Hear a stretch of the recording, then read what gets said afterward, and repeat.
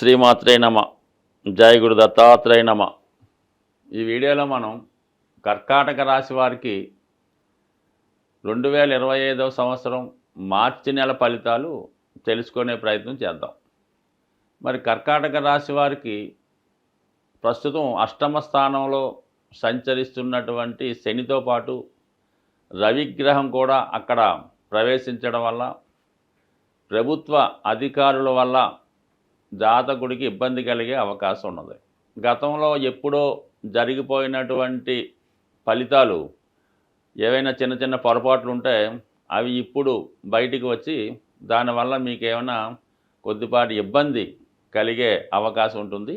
అయితే ఇది కేవలం 15 రోజుల పాటే మీకు ఇంకా ఈ అష్టమ స్థానంలో రవిగ్రహ సంచారం వల్ల ఇటువంటి ఇబ్బందులు వచ్చే అవకాశం ఉంది. బట్ ఇంచుమించుగా 14 మార్చి తర్వాత రవి భాగ్యస్థానంలోకి వెళ్ళడం వల్ల పెద్దగా ఏమీ ఇబ్బంది పడక్కర్లేదు. అంటే ఆల్రెడీ మీకు అష్టమంలో శనిగ్రహ సంచారం జరుగుతుంది. అది కొంతవరకు ఏదో రకంగా పనులు వాయిదా పడడం, ఇబ్బంది పడడం జరుగుతూ ఉంటుంది.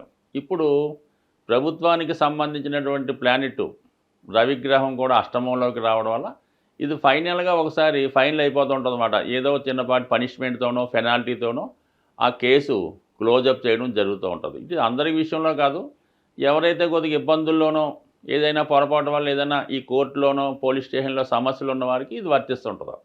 లేని వారికి ఎలా ఉందంటే ధనాధిపతిగా అష్టమ స్థాన స్థితి ఒక ఆకస్మిక ధనలాభాన్ని వచ్చే అవకాశం ఉంది. ఏదన్నా ఒక ఇన్సూరెన్స్ ద్వారా కానీ, లేదంటే ఏదన్నా మీ పెద్దవాళ్ళు ఎవరైనా మీకు స్థిరాస్తి రాయడం వల్ల కానీ అధిక మొత్తంలో ఏదైనా సంపద కానీ, భూమి కానీ, స్థిరాస్తి కానీ రావచ్చు.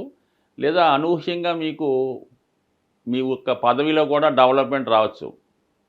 లేదా మీకు ఏదన్నా నామినేటెడ్ పోస్ట్ రావచ్చు, ప్రభుత్వ పదవి రావచ్చు. అనూహ్యంగా మీకు ఏదైనా అద్భుతం కూడా జరగవచ్చు. సో ఏదైనా అది మీరు గతంలో చేసినటువంటి ప్రయత్నాన్ని బట్టి కూడా ఉండే అవకాశం ఉంది. ఇక లాభస్థానంలో గురుగ్రహం ఉండడం వల్ల ఏంటంటే చిన్న చిన్న సమస్యలు వచ్చినప్పటికీ కూడా అవి ఎవరో ఒకరి పెద్దవారి సహాయంతో కానీ, మీ యొక్క దైవబలంతో కానీ అవి ఆటోమేటిక్గా మీకు సక్సెస్ అయ్యే అవకాశం ఉంటుంది. అంటే అవన్నీ ఆ సమస్యలు ఆటోమేటిక్గా పరిష్కారం అవడం జరుగుతూ ఉంటుంది. షష్టాధిపతిగా భాగ్యాధిపతిగా లాభస్థానంలో ఉండడం వల్ల రుణ ప్రయత్నాలు ఫలిస్తాయి. పాత బాకీలు ఏమైనా ఉంటే వసూలవడం జరుగుతూ ఉంటుంది. ఉద్యోగంలో ఆగిపోయినటువంటి ప్రమోషన్ ఏమైనా ఉంటే అది మీకు రావడం జరుగుతూ ఉంటుంది. ఇంకా భాగ్యాధిపతి అవ్వడం వల్ల పెద్దల ద్వారా మంచి సలహా లభిస్తుంది. గురువు ద్వారా మంచి విద్య నేర్చుకుంటాడు. మీలో దైవభక్తి పెరుగుతుంది. ఉత్సాహంగా దైవ సంబంధించిన కార్యక్రమాల్లో పాల్గొంటాడు. పెద్దల యొక్క ఆశీర్వాదంతో సమస్యలు పరిష్కారం అవడం, ఆరోగ్యపరంగా అనుకూలంగా ఉండడం. అంటే అదృష్టం మాట. భాగ్యాధిపతి లాభస్థానంలో ఉంటే జాతకుడికి అదృష్టం కలిసి వస్తుంది. అది ఏ రూపంలోనూ అవ్వచ్చు. అది సంతాన రూపంలోనూ అవ్వచ్చు, భార్య రూపంలోనూ అవ్వచ్చు, వ్యక్తిగతంగా మీ ప్రయత్నం ద్వారా కావచ్చు. మొత్తం మీద గురుబలం సంపూర్ణంగా ఈ నెలంతా మీ మీద ఉంటుంది. ముఖ్యంగా మరి 5వ స్థానంలో ఏర్పడినటువంటి ఈ పంచమాధిపతిగా ఉన్నటువంటి కుజుడు, దశమాధిపతిగా ఉన్నటువంటి కుజుడు 12వ స్థాన సంచారం వల్ల ఏమిటంటే మీ యొక్క హ్యాపీ కొరకో చాలా కాలంగా మీరు ఏదైనా ఒక పని చేద్దాం అనుకుంటే అది మీ వ్యక్తిగత సరదా కొరకు కావచ్చు, ఇతరుల సంతోషం కొరకు కావచ్చు, మీ యొక్క పిల్లల యొక్క వారికి ఏమైనా ఇల్లు కొనడం కానీ, స్థిరాస్తి కొనడం కానీ అటువంటివన్నీ చేయొచ్చు. ఈ పంచమాధిపతి వ్యయ స్థానంలో ఉండడం వల్ల సంతానం కొరకు అంటే వాళ్ళ యొక్క విద్య కొరకు కావచ్చు, వాళ్ళకి ఏమైనా గృహం కొని పెట్టచ్చు, వాళ్ళని విదేశం పంపించవచ్చు. లేదంటే మీరు ఏదైనా ఒక సినిమా తీయచ్చు, లేదంటే ఒక కథ రాసి దాన్ని ప్రింట్ చేయించవచ్చు. అంటే మీలో ఉన్నటువంటి హ్యాపీకి ఒక విధంగా ఎంటర్టైన్మెంట్కి ఖర్చు పెట్టడం జరుగుతూ ఉంటుంది.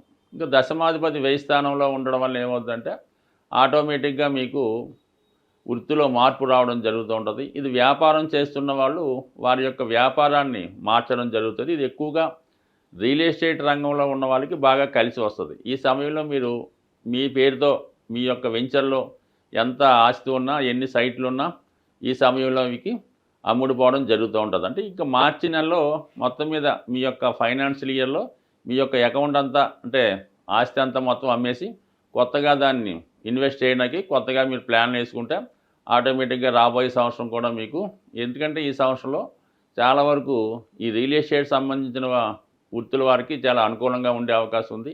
అలాగే కన్స్ట్రక్షన్స్ ఎక్కువగా పెరిగే అవకాశం ఉంది. కొత్త కొత్త వెంచర్ స్టార్ట్ అవ్వడం జరుగుతూ ఉంటాయి కాబట్టి మీరు కొత్త వాటిలోకి వెళ్ళిపోతే చాలా వరకు ఈ రాశి వారికి అనుకూలంగా ఉండడం జరుగుతుంది. ఇక భాగ్యస్థానంలో సంచరిస్తున్నటువంటి శుక్ర, రాహువులు వాళ్ళు చాలా వరకు ఏంటంటే ఇది స్త్రీలకు చాలా అనుకూలించే అవకాశం.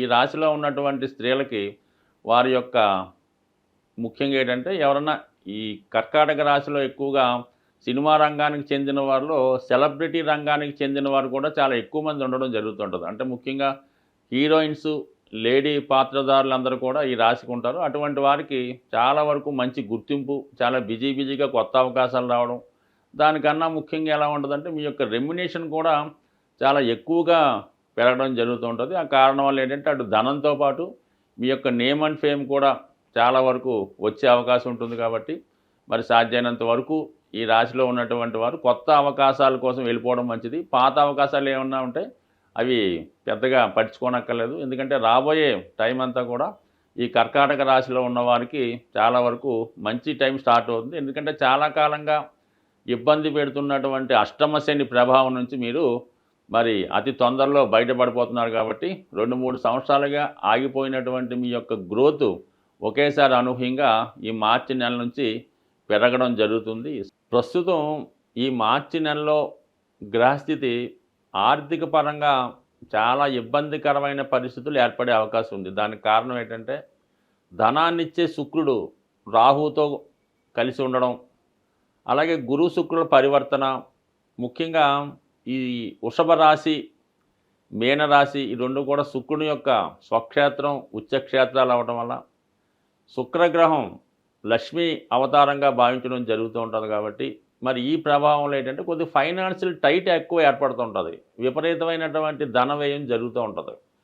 దీని నుంచి బయటపడాలంటే ప్రతి ఒక్కరికి కూడా ధనం అవసరం. కాబట్టి కొద్దిపాటి రెమెడీ అమ్మవారికి చేయడం వల్ల చాలా వరకు మీరు ఆర్థిక పరమైనటువంటి సమస్యల నుంచి బయటపడతారు. ముఖ్యంగా స్త్రీలకి ఈ సమయంలో ఎక్కువ అనారోగ్య సమస్యలు, నిందలు వచ్చే అవకాశం ఉంది. కాబట్టి వాటి నుంచి బయటపడాలన్నా మీరు ఇంచుమించుగా ఈ నెలలో వచ్చినటువంటి ప్రతి శుక్రవారం కూడా అమ్మవారికి స్వచ్ఛమైనటువంటి ఆవు నెయ్యితో దీపాన్ని వెలిగించడం, అమ్మవారికి నైవేద్యంగా తేనె లేదా దానిమ్మ ఫలాన్ని నైవేద్యంగా పెట్టడం వల్ల మీ యొక్క సమస్యలు చాలా వరకు బయటపడే అవకాశం ఉంది. ఇది అవకాశం లేని వారు ఏం చేస్తారంటే ఏదైనా ఒక అమ్మవారి దేవాలయంలో సుమారుగా ఒక 12 తమలపాకులతో ఎటువంటి మచ్చలు లేకుండా మంచి రెడ్ కలర్లో ఉన్నటువంటి దానిమ్మ ఫలాన్ని ఆ టెంపుల్లో అమ్మవారికి ఇవ్వడం వల్ల చాలా వరకు మీకు ఆర్థిక పరమైనటువంటి సమస్యలు తొలగే అవకాశం ఉంది. ఇంకా అవకాశం ఉన్నవాళ్ళు మీ గృహంలోనే అమ్మవారు లక్ష్మీ అమ్మవారికి ఎరుపు రంగు పూలతో అలంకరించి మరి ఆవు పాలు కొద్దిగా పంచదార వేసి నైవేద్యం పెట్టి మీకు కుదిరితే లక్ష్మీ స్తోత్రాన్ని కానీ కనకదార స్తోత్రాన్ని కానీ పారాయణ చేసి మీరు పెట్టినటువంటి నైవేద్యాన్ని మీరు మాత్రమే, మీ కుటుంబ సభ్యులు మాత్రమే స్వీకరించడం వల్ల కూడా లక్ష్మీ అమ్మవారి అనుగ్రహం తప్పకుండా మీకు రావడం జరుగుతుంది. ఇంకా ముఖ్యమైన విషయం ఏంటంటే మీరు ఏదైనా ఈ లక్ష్మీ అమ్మవారిని పూజ చేసినప్పుడు లక్ష్మీ స్తోత్రాన్ని కానీ కనకదార స్తోత్రాన్ని కానీ శ్రీ సూక్తాన్ని కానీ పారాయణ చేసినప్పుడు కంపల్సరిగా విష్ణు సహస్రనామాన్ని కూడా మీరు పారాయణ చేయవలసి ఉంటుంది. అంత చేయలేని వారు కనీసం శ్రద్ధగా వినడం వల్ల కూడా మీకు అమ్మవారి అనుగ్రహం తప్పగా లభించే అవకాశం ఉంది. కేవలం మీరు విష్ణుమూర్తిని, వెంకటేశ్వర స్వామి రూపంలో ఉన్నటువంటి విష్ణుమూర్తిని ప్రార్థిస్తేనే లక్ష్మీ అమ్మవారి యొక్క అనుగ్రహం, తద్వారా శుక్రగ్రహ అనుగ్రహం మీకు లభిస్తుంది. కానీ కేవలం లక్ష్మీ అమ్మవారిని ప్రార్థించినంత మాత్రాన మీకు ఎన్ని సంవత్సరాలు ప్రార్థించినా కూడా ఆ ఫలితం వచ్చే అవకాశం లేదు. కాబట్టి మరి సూక్ష్మంలో మోక్షం ఏంటంటే విష్ణు సహస్రనామంతో కలిపి చదవడం వల్ల మీకు సంపూర్ణ ఐశ్వర్యం, దాంతో ఆరోగ్యం కలిగే అవకాశం ఉంటుంది. స్వస్తి.